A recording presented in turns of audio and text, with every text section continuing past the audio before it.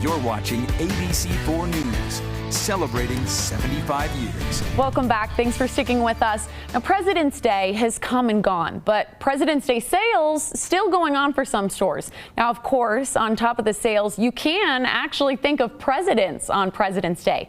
ABC4's Craig Wirth did as he put together this report. Now, in fact, you can even go stand on the steps where Rutherford B. Hayes actually stood 143 years ago in Salt Lake City. And that makes this worth watching. It has always been a big deal when the president visits Utah, and he always, of course, tells the state, oh, he loves us and where we live. We see that President Ulysses S. Grant was the first to visit Utah in 1875. He stopped in both Ogden and Salt Lake City. Now, the first photographic evidence that we have of a president visiting Utah, at that time the territory, was President Hayes in 1880 at this very place, the commander's house at Fort Douglas. Yes, there indeed is the president at the top of the steps. In a faded copy of the old Salt Lake Herald paper of 1880, we see what was done with the party and what the party did. I especially like where they even put in where there were cheers for each speaker. President Harrison was the next to arrive in Utah. We know he was here twice for parades. Oh yeah, Main Street. That's a place you'd find a number of presidential visits. President Teddy Roosevelt also took a trip down Main, as did President Wilson. However, President Hoover found an equally swell parade in the streets of Ogden. But we're getting ahead of ourselves here, backing up a few presidents now. Utah really did love President Taft, and he loved Utah. He went to Logan. He was greeted in Ogden. Crowds waited for him in each of his 4 visits here. He tipped his hat to the crowds at the Utah State Fair. He spoke at the Tabernacle. He took a drive with Governor Spry around Salt Lake City, and he took a driver to the course at the Salt Lake Country Club. He was treated to the best, including nights at the Knutsford, and then he was one of the very first guests at the city's newest hotel in 1912. Now the brand new Hotel Utah. That was one of the stops for William Howard Taft. Oh, he loved the room and he loved the food.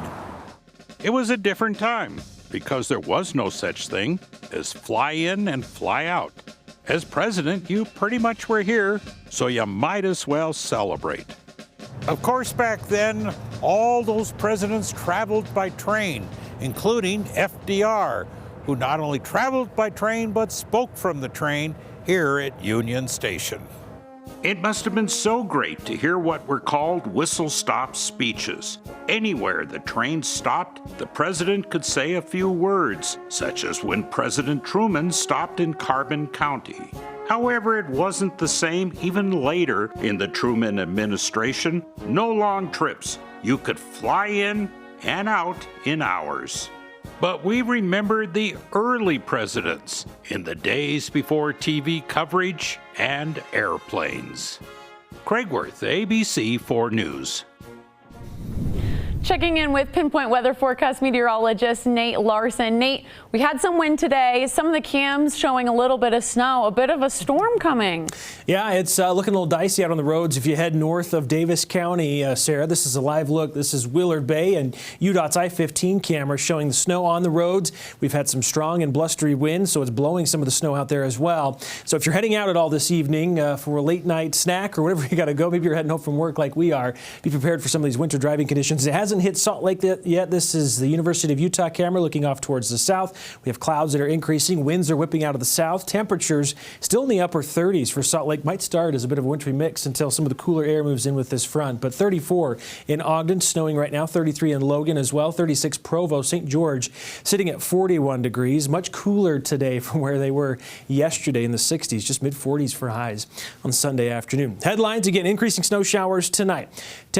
Slick conditions tomorrow morning. morning for the commute. A lot of the heavy snow will have tapered off by the time you head out the door tomorrow, but we'll have remnants of snow and snow-covered roads to deal with as we head out tomorrow morning, and more scattered snow showers throughout the day on Monday. Another front moving in late Monday into Tuesday will generate another round of slick conditions, I think, out on the roads, not only Tuesday or Monday evening into Tuesday, but possibly Tuesday morning as well. In fact, winter weather advisories that are in effect for the valley locations, those will expire at 8 o'clock on Tuesday morning. The mountains under winter storm warnings. This is through 5 o'clock on Wednesday. Feet of snow are expected in our mountain areas, with 1 to 2 feet for the western Uintas. They're under a winter weather advisory, but still a lot of snow. 18 to 36 inches of snow is expected in our mountains.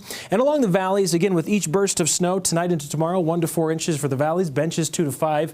And tomorrow night, another 1 to 4 inches, benches 2 to 5 inches, and that will continue to accumulate. So in all, about 3 to 6 inches for the valleys through Tuesday morning, and the benches roughly 5 to 10 inches as well. This is 10 o'clock tomorrow morning. Most of the snow in the mountain areas. Westerly flow still in place, so temperatures really aren't too cool tomorrow. We're still in the low 40s.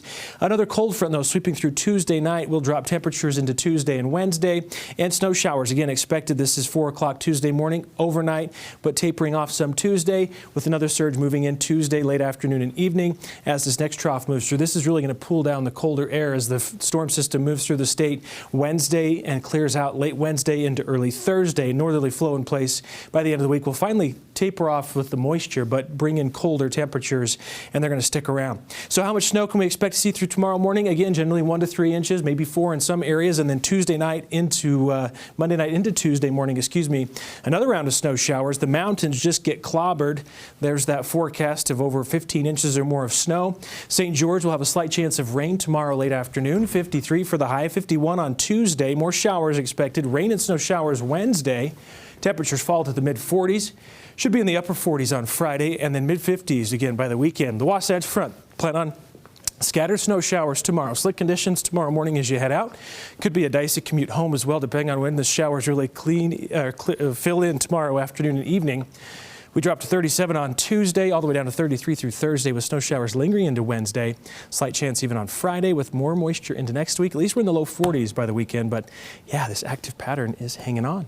So not as bad as last week, but definitely storm Definitely coming. not as much snow. We're not going to have over a foot of snow in Salt Lake like we had last week with that storm, but we're going to have a couple more inches to deal with. Awesome. Yep. Super exciting.